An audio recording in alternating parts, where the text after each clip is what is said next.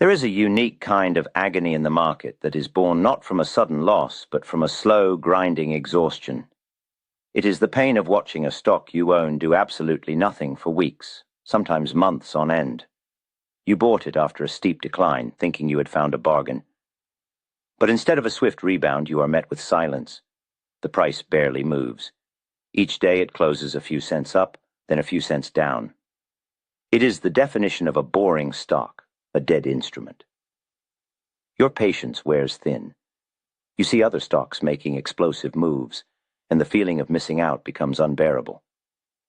Finally, you capitulate. You sell your position, perhaps for a small loss or a tiny gain, just to free up your capital for something more exciting. And then, a few weeks later, you look back at that same stock, and it has launched into a powerful, sustained uptrend without you. This is not a coincidence. It is a feature of the market, a carefully constructed process designed to separate the impatient from their shares. This is the anatomy of the mushroom bottom.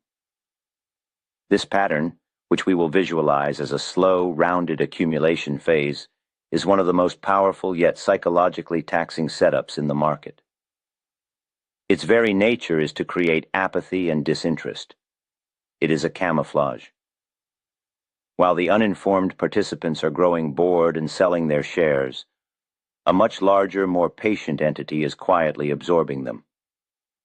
This entity, which Richard Wyckoff called the composite man, represents the collective intelligence of institutional investors, large operators, and the most informed professionals.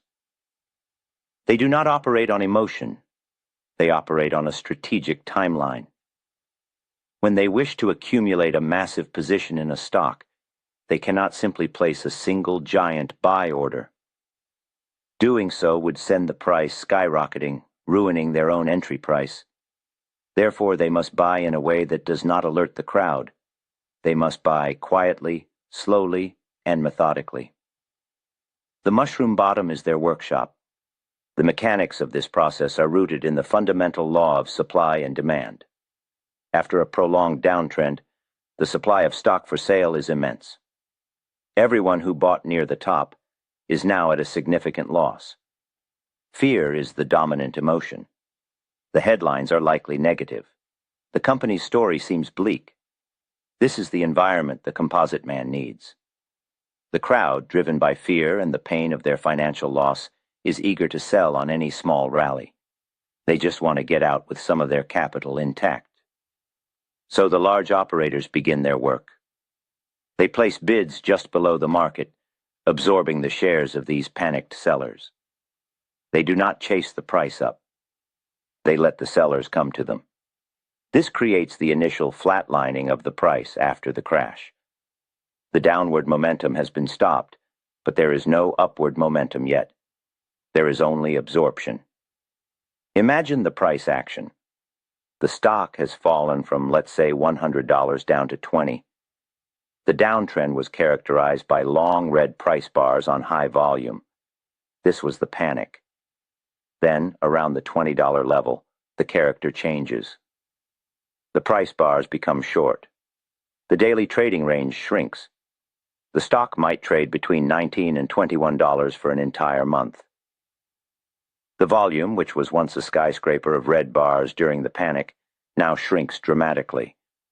On many days, the volume is the lowest it has been in years. This is the most crucial clue. The lack of volume tells us that the supply, the intense selling pressure that caused the crash, is now exhausted.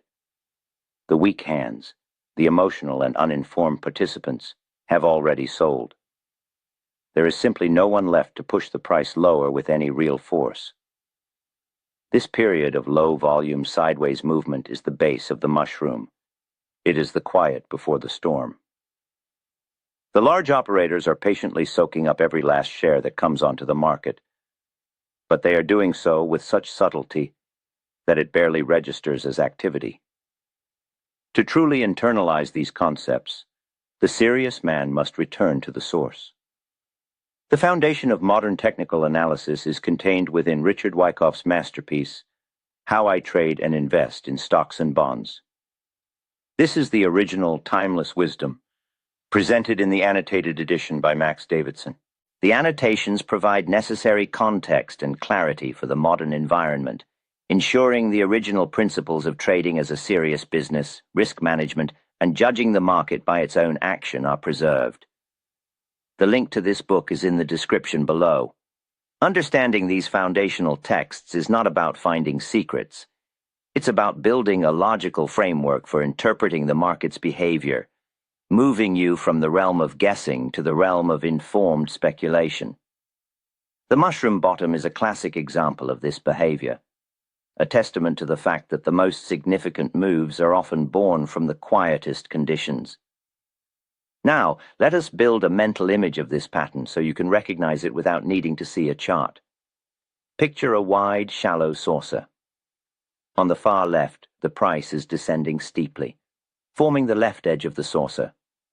As it reaches the bottom, the descent slows, and the angle becomes less severe. Then, for a long period, the price moves almost horizontally, tracing the flat bottom of the saucer. This is the phase of maximum boredom. Nothing is happening. It is during this time that the transfer of shares from weak hands to strong hands is completed. Then, ever so gradually, the price begins to curve upward, forming the right side of the saucer. At first, the upward slope is almost imperceptible. It might make a new one-month high, but then it pulls back. Then it makes another slightly higher high and pulls back again.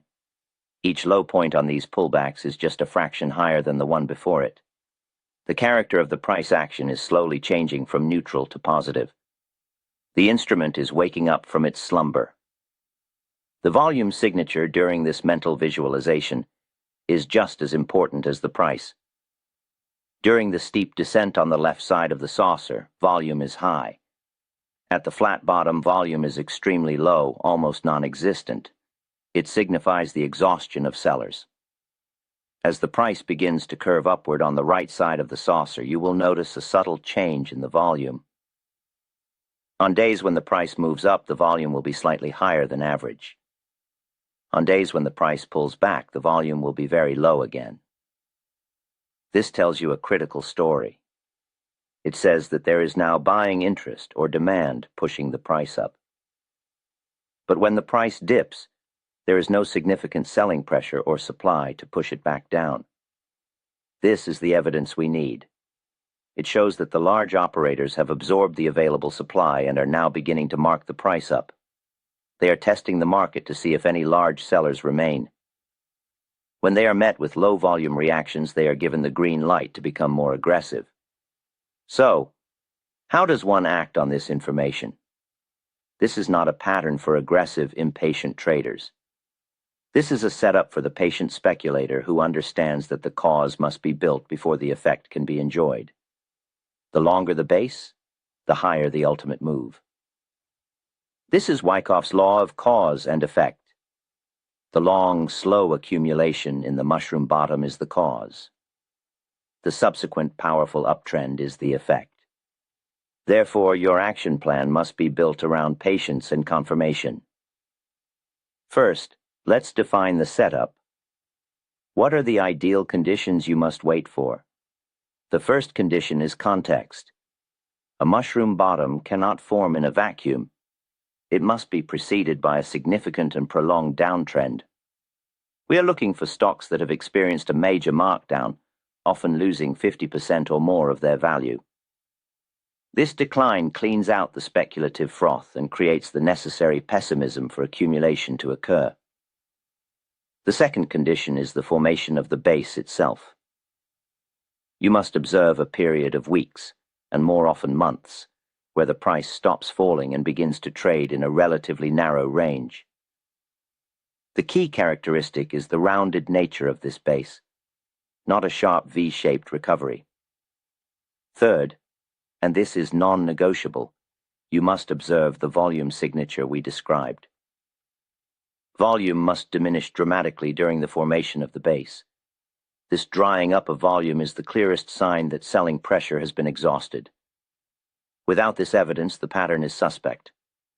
Finally, you should start to see the early signs of strength on the right side of the saucer. This means observing that pullbacks are shallow and occur on low volume, while rallies, however small, are accompanied by a noticeable increase in volume. Next, we must define the trigger for action. When do you enter the trade? Entering too early in the middle of the flat base is a cardinal sin. It ties up your capital for an unknown length of time and exposes you to the risk of a final shakeout or a failed pattern.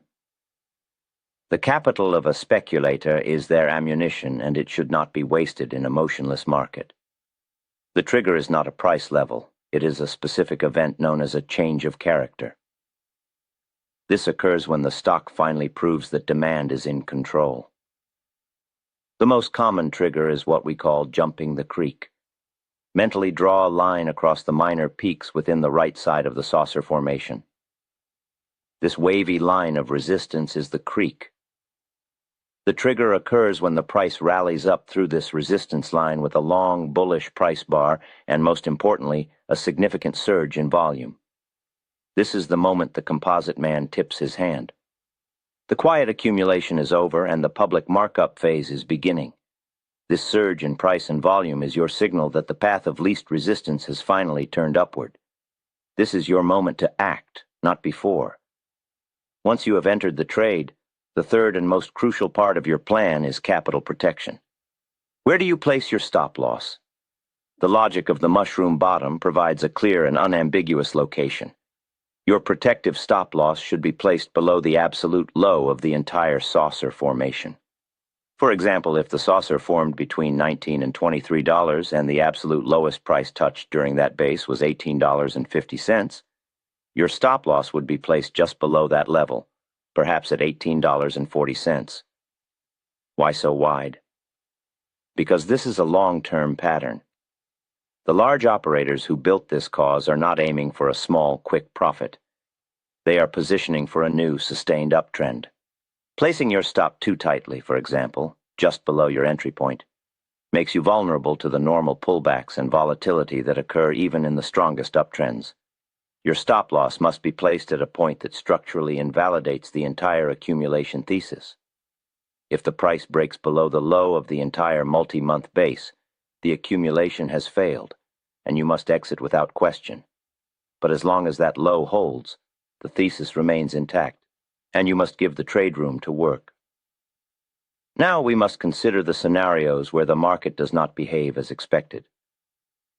A plan that only accounts for success is not a plan. It is a fantasy. What if you identify what appears to be a perfect mushroom bottom? You wait for the jump across the creek, you enter the trade, and then the price falters and falls back into the saucer. This is a common occurrence. The first test is to observe the volume on the pullback. If the price drifts back toward the creek on very light, diminishing volume, this is often a constructive sign. It is a final test of that resistance-turned support level, what Wyckoff called a back up to the edge of the creek. This can be a second opportunity to add to a position. However, if the price falls back into the range with heavy volume, this is a major warning sign. It indicates that significant supply has emerged and the breakout may be false. The most dangerous scenario is an outright failure of the pattern. What if, after forming a beautiful rounded base, the price, instead of breaking upward, collapses and breaks below the saucer's low? This is the ultimate bearish signal. It means that the entire sideways period was not accumulation, but rather redistribution. It was a pause where large operators were not buying, but were instead selling their remaining shares to an unsuspecting public who thought they were buying a bottom. When the price breaks the support of that long base, it tells you that the sellers have won the battle and a new leg of the downtrend is likely to begin. In this situation, your stop loss is your savior. You do not hope. You do not wait. You do not analyze news headlines for a reason. You honor your stop and exit the position. The market has told you your thesis was wrong. A professional listens and obeys. The uninformed participant argues with the price, and their account suffers a significant drawdown as a result.